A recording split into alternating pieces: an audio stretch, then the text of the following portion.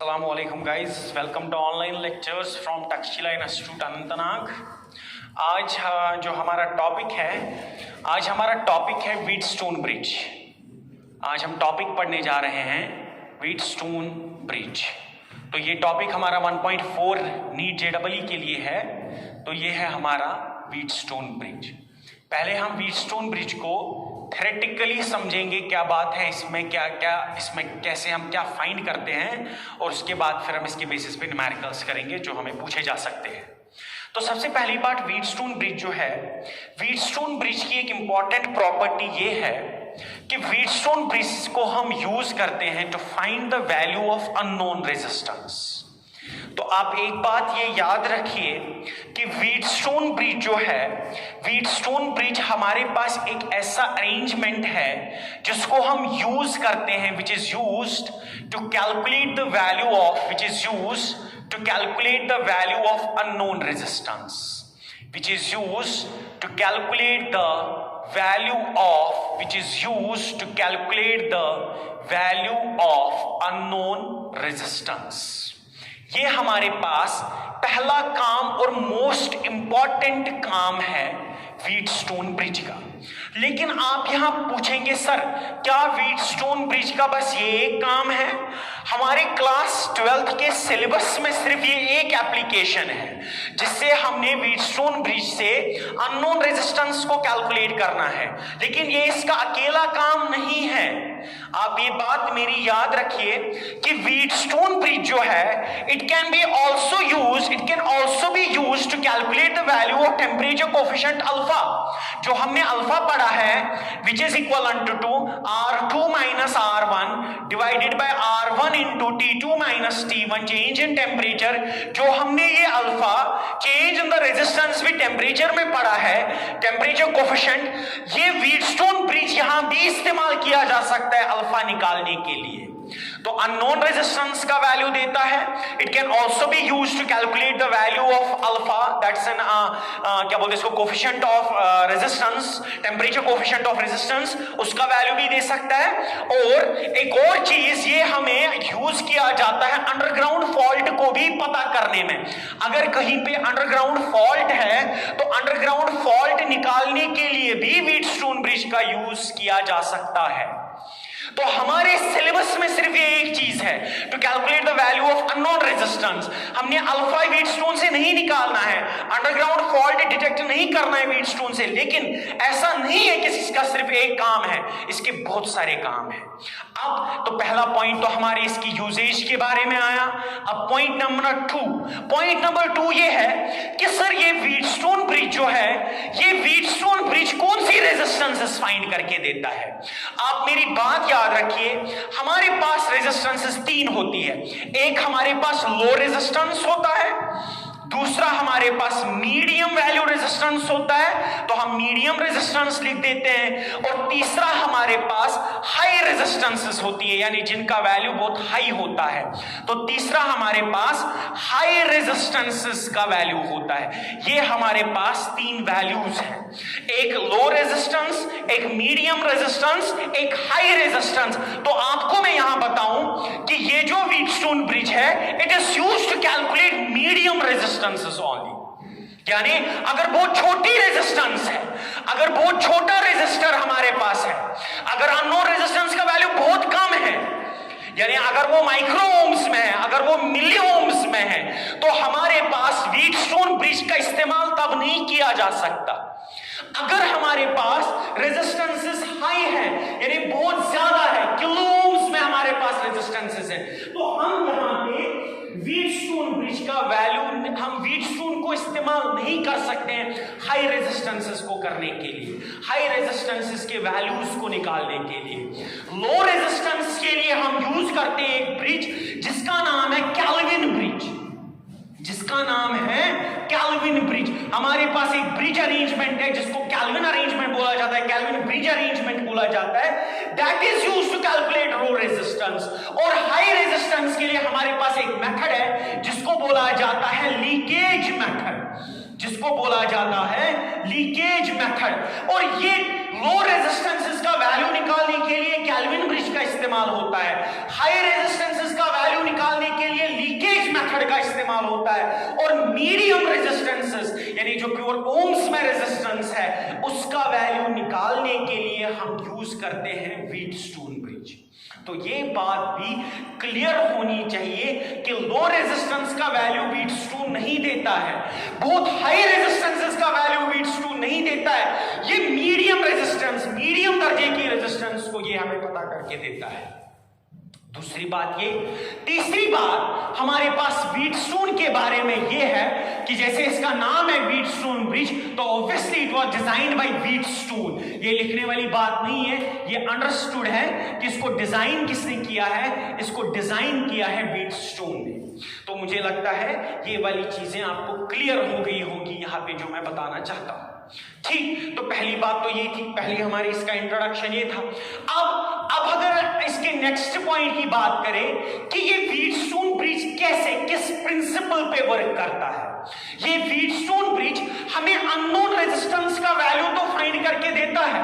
It helps us in calculating the value of the medium valued unknown resistance, लेकिन working principle क्या है, क्या basis है इसके वर्क करने का?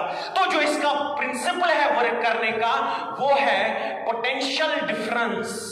पोटेंशियल डिफरेंस वो ये है कि potential difference between two ends, when, हम इसको यहां लिखेंगे, इसका जो वर्किंग प्रिंसिपल वो ये है कि when potential difference between two ends, अगर वायर के दो एंड्स पे potential difference between two ends is zero, यानी अगर हमारे पास ये एक वायर है, अगर यहां पे पोटेंशियल 12 वोल्ट है, यहां पे पोटेंशियल 12 वोल्ट है, तो यहां कोई पोटेंशियल डिफरेंस नहीं है, तो यहां कोई पोटेंशियल डिफरेंस नहीं है। तो अगर हमारे पास एक रेजिस्टर के दो एंड्स पे, एक वायर के दो एंड्स पे when the potential difference between two ends is zero, then no current flows through the circuit या that part, no current flows through that part, no current flows through that portion, no current flows through that portion. This is the working principle of the Wheatstone bridge.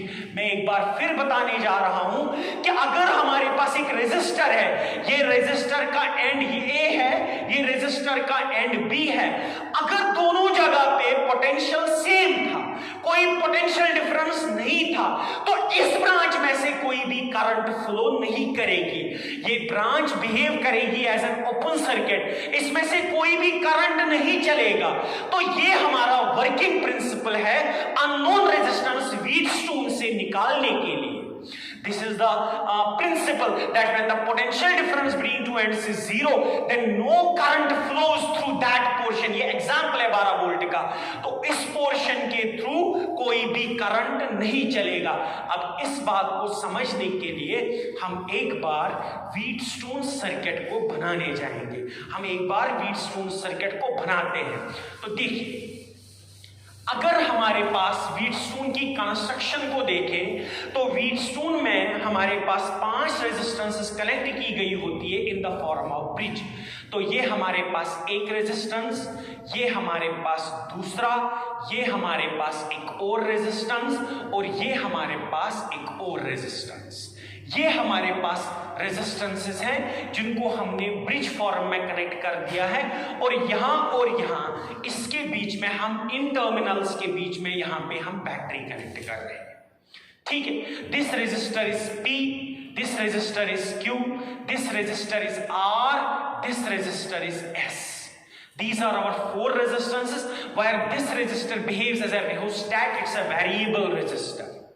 ठीक है, and this R is unknown resistor, ये R जो है ये unknown resistor है, और यहां actual में हमने गैल्वानोमीटर को कनेक्ट किया होता है, और गैल्वानोमीटर का अपना एक रेजिस्टेंस होता है, तभी मैंने पहले रेजिस्टर बनाया था। ये गैल्वानोमीटर है, गैल्वानोमीटर का जो रेजिस्टेंस है वो हम G मान लेते हैं। This is a galvanometer connected between these two terminals. तो ये हमारे पास यहाँ पे बैटरी है। तो एक बार हम यहाँ पे इसका सर्किट कंप्लीट करते हैं। देखिए, बैटरी से करंट I आएगी, करंट I में से करंट I1 यहाँ जाएगी, अगर करंट I1 यहाँ जाएगी तो यहाँ करंट I माइनस I1 जाएगी, और यार साहब उसका I माइनस I1 जाएगी, I माइनस I1। अगर यहां पे 10 एम्पियर आ रही है, 4 एम्पियर यहां गई तो यहां 6 एम्पियर गई, दिस माइनस दिस, तो I माइनस I1 यहां गई। अब यहां से I1 आया, यहां से IG गया, सपोज यहां से IG गया, इस I1 में से एक पोर्शन IG यहां गया, तो यहां कितना गया, यहां गया I माइनस IG। अब देखो यहां IG आया, यहां I माइनस I1, वो चला जाएगा यहां जाएगा I minus I1 plus IG, I minus I1 plus IG। अब यहां पे जब पहुंचेगा I और I हमारे पास, यहां पे ये I1 है, this is I1 minus IG, ये I है, यहां I1 गया, यहां I माइनस I1 गया, I1 में से एक पोर्शन यहां गया IG, तो यहां गया I1 माइनस IG यहां आया, यहां से I माइनस I1 आ रहा है, तो यहां गया I minus I1 plus IG, ये यहां मीट हुए, I1 cancel, IG will get cancelled out, और यहां करंट जाएगी I, तो किरचॉफ्स करंट लॉ वैलिड हुआ, incoming current is equivalent to outgoing current. तो पहली बात तो ये। अब देखिए क्या आपने ये अगर अननोन रेजिस्टेंस R को फाइंड करना है, सबसे पहली बार इसको हमने वर्क कराना है इन बैलेंस्ड कंडीशन। तो सबसे पहले हमें गैल्वानोमीटर में बैलेंस्ड कंडीशन हमने ढूंढनी है। ये बैलेंस्ड कंडीशन जब होगी तभी हमारा व्हीटस्टोन वर्क करेगा। और ये बैलेंस्ड कंडीशन क्या है?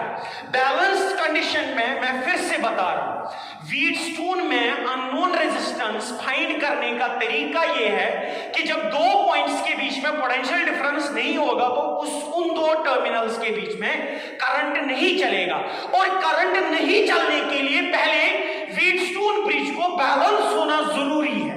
उस प्रिंसिपल को फॉलो करने के लिए व्हीटस्टोन ब्रिज को बैलेंस होना जरूरी है, और बैलेंस होने के लिए सबसे पहले कंडीशन चेक करनी है कि value P by Q is equivalent to R by S। मतलब अगर यहां पे मैं एक व्हीटस्टोन ब्रिज ले रहा हूं, ये मैंने एक व्हीटस्टोन ब्रिज यहां कंसिडर किया, दिस इज गैल्वानोमीटर, ये 4 ओम का है, ये 8 ओम का रेजिस्टेंस है, ये 4 ओम का, ये 8 ओम का, ये हमारे पास 2 ओम का, ये हमारे पास 4 ओम का। मैं आपको बता रहा हूं क्या ये ब्रिज बैलेंस्ड है, तो इनका रेशियो निकालिए, 4/8 that is 1/2 is equal to 2/4 that is 1/2। इसका मतलब दिस ब्रिज इज बैलेंस्ड। तो ये R आप तभी निकालेंगे जब ब्रिज बैलेंस्ड होगा। तो पहले ब्रिज हमने बैलेंस, यहां पे इस स्टैंडर्ड सर्किट में हमने ब्रिज को माना है कि ये बैलेंस कंडीशन में है, और बैलेंस कंडीशन में इनका रेशो और इनका रेशो आपस में क्या होता है, सेम होता है। तो हम यहां लिखते हैं P by Q is equivalent to R by S। हम इसको प्रूफ भी कर सकते हैं मैथमेटिकली यूजिंग किरचॉफ्स लॉ। ये चीज को यहां पे सर्किट में जब हम किरचॉफ्स लॉ अप्लाई करेंगे, फिर जब हम इसको बैलेंस कंडीशन लेंगे, यानी बैलेंस कंडीशन में ये होगा कि इधर यहां से जब करंट जाएगी यहां एक पोटेंशियल बनेगा, यहां से जब करंट जाएगी यहां एक पोटेंशियल बनेगा, इस पॉइंट C और पॉइंट D के दरमियान में कोई भी पोटेंशियल डिफरेंस नहीं होगा।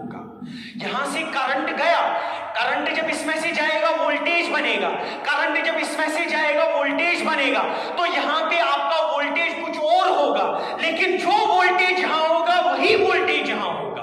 अगर यहां 50 वोल्ट है, फिर अगर यहां 25 वोल्ट है, तो यहां भी बैलेंस कंडीशन में 25 होगा। तो मतलब इसके थ्रू करंट नहीं चलती। यही तो हमारा प्रिंसिपल था कि जब हमारा ब्रिज बैलेंस कंडीशन में होता है तो इस आर्म में से करंट नहीं चलेगी, पॉइंट C और पॉइंट D सेम पोटेंशियल पे होंगे, इनके थ्रू करंट नहीं चलेगी, इनके थ्रू करंट नहीं चलेगी। So when bridge is balanced then P by Q is equivalent to R by S, which means P by Q multiplied by S is equivalent to R. P by Q multiplied by S is equivalent to R. This is how we calculate the value of unknown resistance. Sir क्या हम ये prove कर सकते हैं 100% using Kirchhoff's law? इस condition को class 12th में आपने प्रूव किया होगा कि जब हमारा ब्रिज बैलेंस कंडीशन में होता है हम इसमें किरचॉफ्स लॉ लगाएंगे, IG को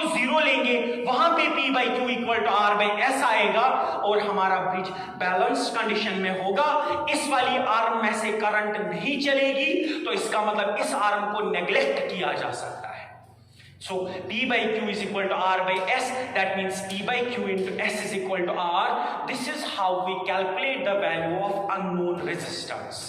This is how we calculate the value of unknown resistance. एक छोटा सा एग्जाम्पल यहां दिखाऊंगा। पहले इसी कंसेप्ट को थोड़ा सा स्ट्रॉन्ग करने के लिए मैं एक छोटा सा यहां पे एग्जाम्पल दिखाऊंगा। देखिए, ये 2 ओम का रेजिस्टेंस है, ये यहां 10 ओम का रेजिस्टेंस है, ये यहां पे R है और यहां पे रेजिस्टेंस 5 ओम का है और यहां पे गैल्वानोमीटर है, गैल्वानोमीटर का रेजिस्टेंस 1 ओम का है। ज्यादा रखा मैंने तो ले लेते हैं। मैं आपको बता रहा हूं that bridge is in balance condition. मैं यहीं से बता रहा हूं कि ब्रिज बैलेंस कंडीशन में है। आपने प्रूव नहीं करना, मैं यहीं से बता रहा हूं that bridge is in balance condition. When bridge is in balance condition, it means that no current will flow through this galvanometer R. तो जब इसमें से करंट फ्लो नहीं करेगा तो this by this, that means 2 by 10 will be equivalent to 2, R by 5. So I am telling you, if bridge is balanced, what is the value of R? तो आप यहां बोलेंगे 5 ones are 5 twos are 2 by 2 is 1. So R is equivalent to 1 ohm. When bridge is balanced, then the value of R should be equivalent to 1 ohm. That is how we calculate the value of unknown resistance. Bridge को balance condition में लेते हैं। Bridge को जब हम balance condition में लेंगे उसके बाद P by Q equal to R by S पे सोल्यूशन करेंगे, वहां पे हम R का वैल्यू लेंगे और आपको कंडीशन ये होगी that bridge is balanced, that bridge is balanced. अब यहां पे बहुत सारे क्वेश्चन आते हैं। पहला क्वेश्चन, सर आप हमें बताओ कि अगर ब्रिज बैलेंस नहीं होगा फिर क्या होगा? सर और क्या इसका और भी कोई सर्किट अरेंजमेंट है? तो मैं आपको पहले फॉर्मूला बता रहा हूं कि ब्रिज जब बैलेंस्ड होगा P by Q is equal to R by S। आपने इन 2 टर्मिनल्स का, इन 2 रेजिस्टेंसेस का इनका रेशो निकालना है। अगर रेशो सेम था इसका मतलब ब्रिज जो है वो बैलेंस्ड है और उसके बाद आप क्या कर सकते हैं, आप इसका कोई भी आंसर करंट का, अननोन रेजिस्टेंस का, कभी कभी ऐसा होता है जैसे ये एग्जांपल में वहीं से दिया था कि ब्रिज इज बैलेंस्ड और आपने वैल्यू ऑफ R निकाला। तो देखिए, अब हम यहां पे एक और बात, दूसरी बात समझेंगे। तो यहां पे बैलेंस कंडीशन में ब्रिज जो है, ब्रिज का वैल्यू ऐसे आता है। देखिए, कभी कभी आपसे पूछा जाता है कि आप बताओ what is the equivalent resistance of the Wheatstone bridge in the balance condition. तो यहां पे भी मैं वो साथ में ही दिखाना चाहूंगा। ये हमारे पास एक रेजिस्टेंस है R, ये हमारे पास एक रेजिस्टेंस है R, ये हमारे पास एक रेजिस्टेंस है R और ये हमारे पास एक रेजिस्टेंस है R और ये हमारे पास एक रेजिस्टेंस है R। ये हमारे पास 5 रेजिस्टेंसेस हैं। This is point A, this is point B, this is terminal A, that is terminal B। आपको बोला जाता है what is the value of equivalent resistance between 2 points A and B। Wheatstone bridge ही है, आपसे पूछा जाता है कि आप बताओ कि इस व्हीटस्टोन ब्रिज में इक्विवेलेंट रेजिस्टेंस कितना है। तो मैं आपको बताऊं, सबसे पहले जब भी आप व्हीटस्टोन ब्रिज को देखिए, आप सबसे पहले बैलेंस कंडीशन चेक कीजिए। R by R, R by R, so it becomes 1, it becomes 1, that means bridge is balanced because this ratio and this ratio is same. So जब ये ब्रिज बैलेंस्ड है इसका मतलब ये वाली आर्म ओपन सर्किट बिहेव करेगी, इसको consider ही नहीं करना है। पहला, ब्रिज को बैलेंस कंडीशन में चेक करना है। अगर ब्रिज बैलेंस कंडीशन में था तो ये वाली आर्म नेग्लेक्ट हो जाएगी, इसका रेशो जब सेम आएगा ये आर्म नेग्लेक्ट होगी। अब देखिए, करंट यहां से जाएगी, करंट यहां से जाएगी वही यहां से जाएगी, दैट मींस ये 2 सीरीज में R plus R is 2R, तो इन दोनों के बदले में यहां बनाता हूं 2R। यहां R फिर से सीरीज में, तो ये दोनों R plus R that is 2R, तो ये बना 2R और यहां से ये हमारा सर्किट। तो इनका इक्विवेलेंट अब ये आया, अब ये पैरेलल में है, तो हम लिखेंगे R equivalent is equivalent to 2R multiplied by 2R divided by 2R plus 2R। जब 2 रेजिस्टेंसेस पैरेलल में होती है उनका R इक्विवेलेंट रहता है R1 R2 divided by R1 plus R2, 2R into 2R, this is 4R square divided by 2R plus 2R, that is 4R. This will get cancelled out. Answer is R. So here in this case, the equivalent resistance is equal to R. तो यहाँ पे एक और बात आप याद रख सकते हैं कि अगर व्हीटस्टोन में सारी की सारी रेजिस्टेंसेस बराबर है, उस टाइम पे इक्विवेलेंट का वैल्यू जो है वो equivalent to one of the resistance आता है, that is R. This is how we calculate. Sir अगर ब्रिज अनबैलेंस्ड होगा, देखो अगर कभी ऐसा होगा कि ब्रिज अनबैलेंस्ड है, मोस्टली अनबैलेंस्ड ब्रिज नहीं पूछा जाता है, लेकिन अगर अनबैलेंस्ड होगा ब्रिज, उस टाइम पे इक्विवेलेंट रेजिस्टेंस कैसे निकालेंगे? उस टाइम पे भी इक्विवेलेंट रेजिस्टेंस निकाल सकते हैं। उसके निकालने के दो तरीके हैं, और उसका जो आसान तरीका है वो आसान तरीका हमारे पास है यूजिंग किरचॉफ्स लॉ। हम किरचॉफ्स लॉ यूज करके इक्विवेलेंट रेजिस्टेंस का वैल्यू निकाल सकते हैं, जो मैं आगे आने वाले लेक्चर्स में दिखा दूंगा। तो यहाँ पे ये बात आप याद रखना कि व्हीटस्टोन को ऐसे भी सॉल्व किया जा सकता है। अब यहाँ पे मैं आप लोगों को व्हीटस्टोन की अलग अलग सर्किट डायग्राम्स दिखाऊंगा। यानी व्हीटस्टोन को बहुत सारे तरीके हैं देखने के, व्हीटस्टोन को बहुत सारे तरीके हैं बनाने के। इसी व्हीटस्टोन ब्रिज के मैं आपको अलग अलग सर्किट अरेंजमेंट दिखाऊंगा, जो सबके सब क्या होंगे? व्हीटस्टोन ब्रिज ही होंगे। तो देख लेना आप, स्टैंडर्ड सर्किट्स हैं ये, बहुत इंपॉर्टेंट है ये। तो देखो, अगर आपको कभी ऐसा रेजिस्टेंस है, ऐसा अरेंजमेंट है रेजिस्टेंसेस का, अगर आपके पास कभी ऐसा अरेंजमेंट है, बहुत फेवरेट क्वेश्चन है ये नीट में एग्जामिनर का, बहुत बार ये वाला सर्किट पूछा गया है। अगर आपके पास सर्किट अरेंजमेंट ऐसा है, अगर आपके पास सर्किट अरेंजमेंट ऐसा है और आपसे बोला जाता है this resistances are, this resistances are, this is R, this is R, this is R, आपसे पूछा जाता है this is A and this is B, आपसे पूछा जाता है what is the equivalent resistance between points A and B, A और B के बीच में इक्विवेलेंट रेजिस्टेंस कितना है। अगर आपको कभी ऐसा सर्किट दिखा, पहले तो मैं आपको एक टिप बताऊं, अगर 5 रेजिस्टेंसेस वाला सर्किट कहीं पे भी आपको एग्जाम में मिला, पहले आप चेक करना क्या कहीं वो व्हीटस्टोन ब्रिज तो नहीं है। देखिए यहां पे 5 रेजिस्टेंसेस हैं, तो हम ऐसा कर सकते हैं, हम इसको अभी ये प्रूव करेंगे कि इट्स अ व्हीटस्टोन ब्रिज।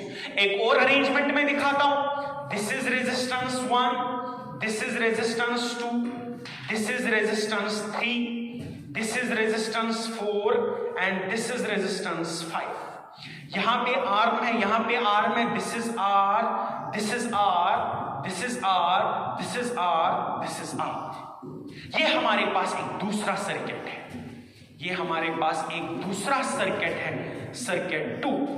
यहां पे भी 5 रेजिस्टेंसेस है, और ये 5 रेजिस्टेंसेस हम अभी प्रूव करेंगे कि ये सर्किट अरेंजमेंट भी हमारे पास जो है ये भी व्हीटस्टोन ब्रिज है। तो this is also one of the form of Wheatstone bridge, this is also one of the form of Wheatstone bridge. और कभी कभी आपके पास इसको इस वाली शेप में भी बताया जाता है। This is third, this is fourth and this is fifth. आपको ये मैं अभी हम दिखाएंगे कि ये वाला जो सर्किट है, ये इक्विलेटरल ट्रायंगल वाला सर्किट, यहां पे आर, यहां पे आर, यहां पे आर, इधर आर, इधर R, this is also one of the form of the Wheatstone bridge. तो चाहे आपके पास ये है, चाहे आपके पास ये है, चाहे आपके पास ये है, ये तीनों जो है, ये तीनों व्हीटस्टोन की अलग अलग फॉर्म्स हैं। जब आप इसको बनाएंगे यहां पे, आप इसको घर में जाके प्रूव कर सकते हैं ये व्हीटस्टोन है। आप क्या करेंगे, इसके और इसके बीच का कनेक्शन देख लेना, इसके और इसके बीच का कनेक्शन देख लेना, इसके और इसके बीच का कनेक्शन देख लेना, इसके और इसके बीच का कनेक्शन देख लेना।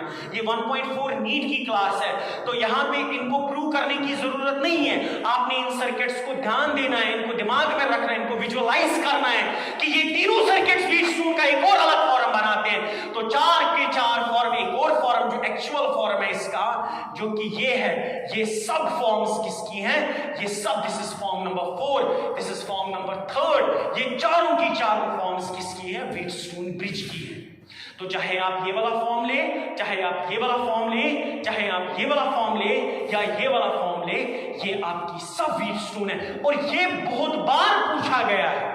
तो अगर मैं आपको बता दूं कि ये व्हीटस्टोन ब्रिज है, तो what is the equivalent resistance? अभी अभी हमने ये प्रूव किया कि व्हीटस्टोन ब्रिज में जब सारी रेजिस्टेंसेस बराबर होती हैं तो इक्विवेलेंट रेजिस्टेंस R होगा, तो इसका इक्विवेलेंट रेजिस्टेंस